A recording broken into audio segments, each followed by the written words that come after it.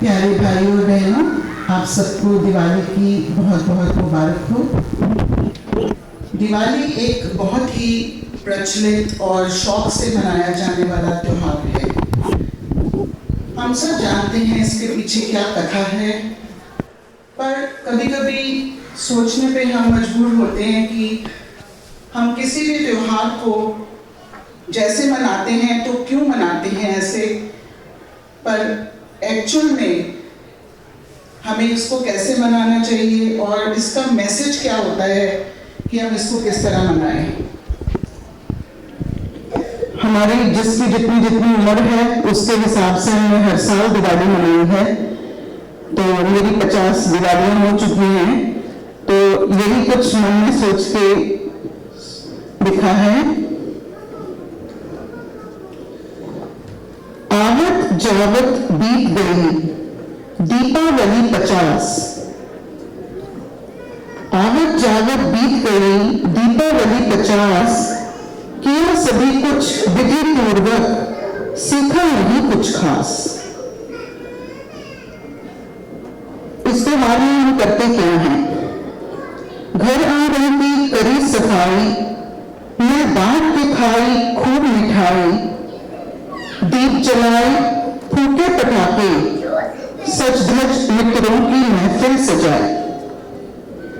पूजी लक्ष्मी पढ़ी आरती, पूजी लक्ष्मी पढ़ी आरती, मन लालच धर घंटे बजाई। और फिर बुझ गए दीपक उठ गई महफिल, फिर करेंगे जब अगली आई। तो हम अक्सर इन्हीं चीजों को करके सोचते हैं कि हमने दिवाली मनानी है। इसी तरह से बीत गई दीपावली 50, किया सभी कुछ विधि पूर्वक, पर सीखा नहीं कुछ खास। तुम पूछोगे और क्या सीखे, तुम पूछोगे और क्या सीखे, है कथा ये सुनी सुनाई। रावण वध कर राम घर लौटे, कि कभी दिवाली मनाई। पर सोचने की बात यह है कि श्री राम भगवान थे, पर इतने कष्ट उन्होंने क्यों सहे और इतना सब कुछ क्यों किया? थे भगवान पर सहे थे सब दुख, कुछ तो भेद है भाई। हमको कुछ संदेश था देना, कि तभी ये लीला रचाई। तो जितनी भी पौराणिक कथाएं होती हैं उनके पीछे एक मैसेज होता है। हम उनको त्योहार बना के मनाने लगते हैं अपनी कन्वीनियंस के हिसाब से, अपनी खुशियां बढ़ाने के हिसाब से, पर क्या कभी हमने ध्यान दिया है कि ये पौराणिक कथाओं का जो एक्चुअल मीनिंग होता है वो हमें क्या सिखाना चाहता है? तो अगर हम दिवाली की कहानी का सीक्वेंस देखें तो कुछ ऐसा था। काल के घेर में घिरी कैपेरी, शुरुआत दिवाली की इधर से हुई थी। काल के घेर में घिरी कैपेरी, किया इसका आगाज। पुत्र मुख और लोभ में फंसकर दिया राम वनवास। शूर्पणखा ने कुपित लक्ष्मण से, शूर्पणखा जो रावण की बहन थी, शूर्पणखा ने कुपित लक्ष्मण से अपनी नाक कटाई। रो रो के भाई रावण के दरबार में दी दुहाई। हुआ क्रोध से पागल रावण, अपनी सूझ गवाई।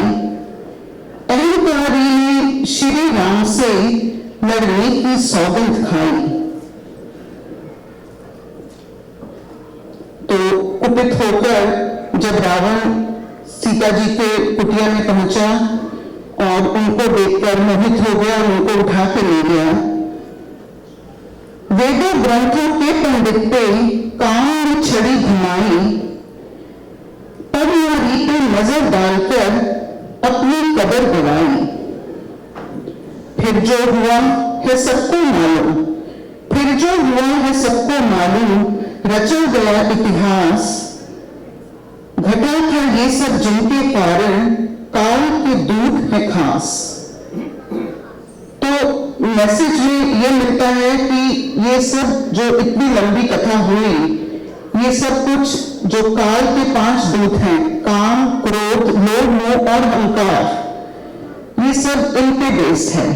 इनके कारण से एक अच्छा इंसान भी पूरी तरह बुरा बन जाता है और उससे बहुत ही गलत रिजल्ट होता है।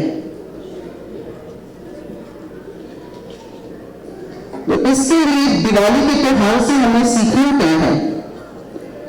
अब तो हम कुछ सीख ही जाएं, खुद चेतें औरों को चेताएं। अब तो हम कुछ सीख ही जाएं, खुद चेतें औरों को जगाएं। काम, क्रोध को दूर ही रखें, लोभ, मोह के पास न जाएं।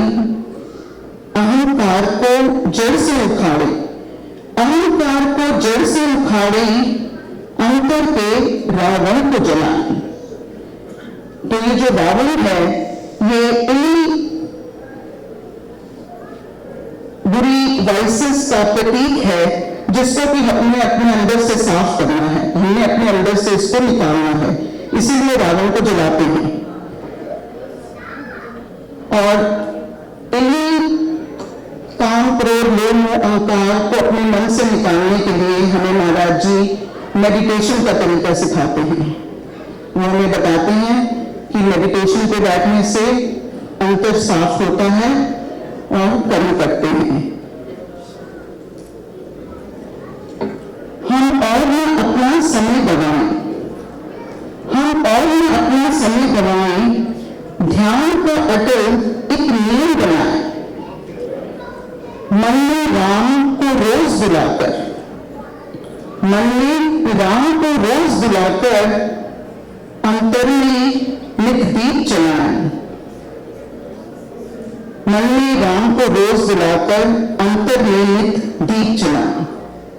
तो हमें मेडिटेशन का सहारा लेना चाहिए जिससे कि अपने अंदर में रोशनी को महसूस करके और रोज दिवाली मना सकते हैं। बहुत बहुत शुक्रिया।